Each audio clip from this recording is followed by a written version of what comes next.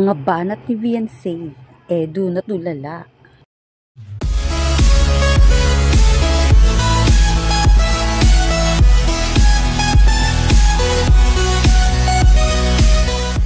Ano nga ba ang sanhi ng pagkatulala ni Kalingap Edu at ano nga ba ang mga banat nito ni Viansay? Tara, alamin natin. Kamusta po mga kalingap? Muling nagbabalik ang inyong lingkod mini vlog, naghahatid ng update tungkol sa mga kalingap. Kung bago ka pa lang sa aking channel, mag-subscribe na at huwag kalimutang mag-like para lagi kayong updated sa aking mga videos. Maaaring tapusin po muna natin ang video bago po tayo magkomento. Dahil nga po sa biglang banat at pick-up lines nito ni Viansay ay natutulala na nga lang itong si Kalingap Edu. Di talaga inaasahan ni Kalingap Edu ang mga sasabihin nga nito ni Viansay. Tara, sabay-sabay nating panoorin. Halimbawa, nandiyan ako dadaan, ano? Tapos, paano mo ko babatiin nun? Pag dumaan ako dyan. Hi! Gano'n? Invite mo naman ako pag mga gano'n, ha? Hindi yung pinapauwi mo ako lagi. Pinapauwi mo ako lagi. Nasumbong mo ako. Ha? Hindi ko talaga akalain na magkakawato ng ganito kalaki ng bahay. Huh? Kaya nga eh. Alam ko lang po talaga yun. Yung kumbaga mga pabahay lang talaga ni Kuya Ram. Ganun na lang po yung gusto ko. Oo. Simple. Simpleng bahay lang. Diyan ito. Ano yung bahay? Oo. Pwede na rin yun. Huwag nga pa. Maka-analis po dun sa may dagat. Huwag naman ganyan. Grabing ng ano. Ang bilis. Isang taon lang may bahay ka na. Pinaghihirapan ito ng iba. Tapos, instant. Grabe. Pangarap ito ng iba. Mayroon ka na. Diba? Hindi mo na ito problemahin. Pangarap ko lang din. So, may bahay ka na. Wala na. Wala ka na. Baka di ka na ganahan yan. Di ka na ganahan sa ibang ano mo. Di ka na ma-motivate. Okay na ako dito. Sila na lang ako dito sa bahay ko. Anong sunod mo? Gusto ko magkaroon ng ano yung sarili ko. Sarili ano? Sa bagay. Anong sunod na pangarap mo? Siyempre, paggabi.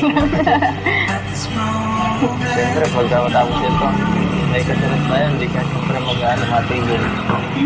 Pero gusto ko tayo makapagtapos ako na ako. Gusto mo. Bago ikaw ang pangarapin. Doon mo sa nagagawa mo. Umayos ka. Baka maulit yung sa dagat. Pinilig ka nun eh. Pinilig ka nun. Pinilig ka nun. Anong naramdaman mo nun? Kung ano ka? Nabiyaan ka nung halik. Bahala ka dyan. Bihira lang yun. Bihira lang nabibigyan.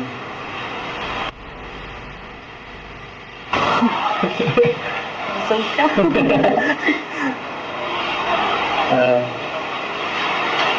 Na-stand ka. Na-stand. Pero baka ang tambo ka. Nung ako nun eh.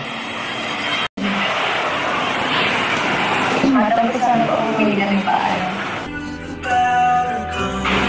Alam mo kung kailangan natin. Kaya ang kakalasin naman. Nakalasin mo. Hindi lang talaga ako.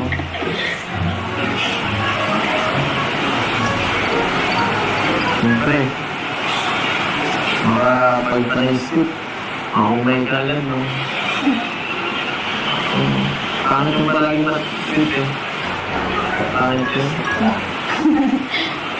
Minsan sweet, minsan masungit, minsan pabebe.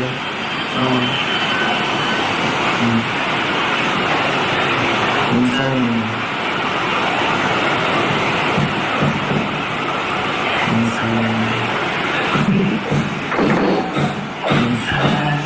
tayo. Uy.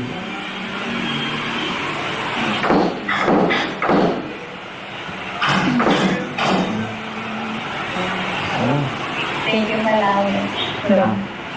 Paghatid ka gabi. Thank you. Ayun lang. Siyempre. Dapat.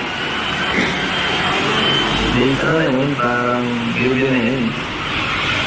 Hindi ka lang kailangan magpasalamat palagi.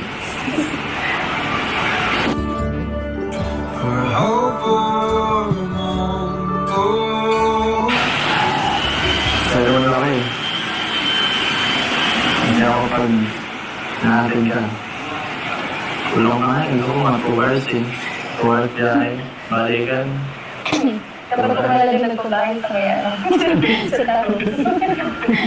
Parang talagang pantagalan samahan, di ba? Ang bubuhay na akong driver. Miss rin. Sabi mo, basta ako. Balik ko naman ng susunod eh.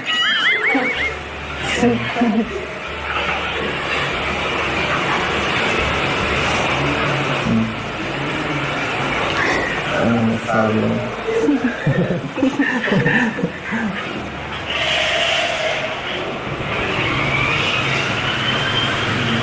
Ay.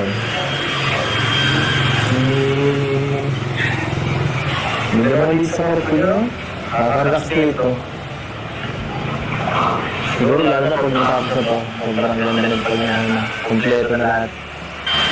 Kaya ka. Kaya ka.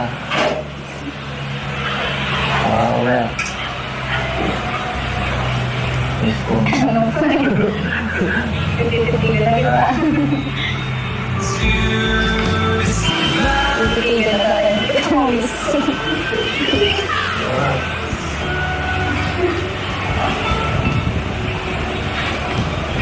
Ang kiss. Lamig. Lamig. So, mayroon yung Ano mo yan? Ano mo yan? Hindi na lang pala isa. Hindi ko alam.